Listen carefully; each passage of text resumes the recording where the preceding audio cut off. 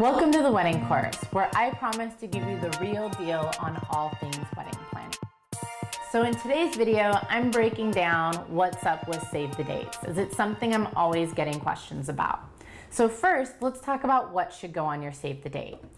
It should be your name of you getting married and your fiance, the wedding date, so definitely don't send your save the dates until you have a wedding date picked out.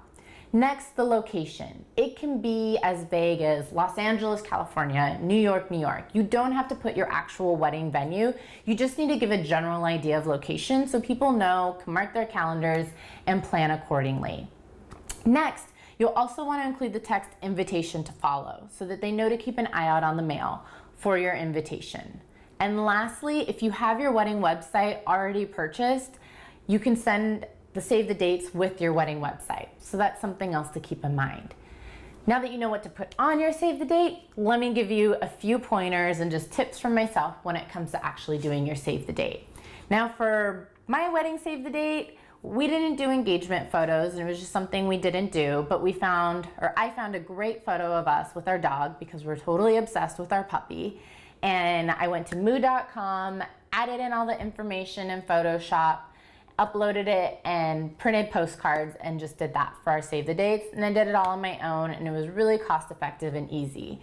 If that's not for you, you can also check out websites like minted.com, Wedding Paper Divas. You can even do an electronic save the date through paperless post. And what I like about doing that is if you want to be more eco and green, it's a great way to do that. You save money and you can actually have your guests reply back with their mailing address if you're planning to send a paper invite later in the mail. That way you've gathered all that information in one easy to access place, and you're not texting and calling and emailing and chasing people for their mailing address for later. You already have it.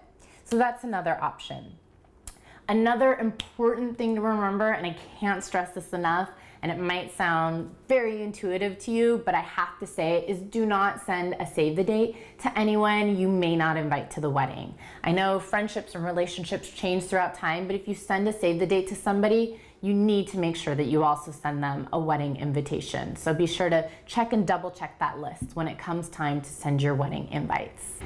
Now, when do you send your save the dates? You send your save the dates 6 to 8 months prior to your wedding day. That's 6 to 8 months.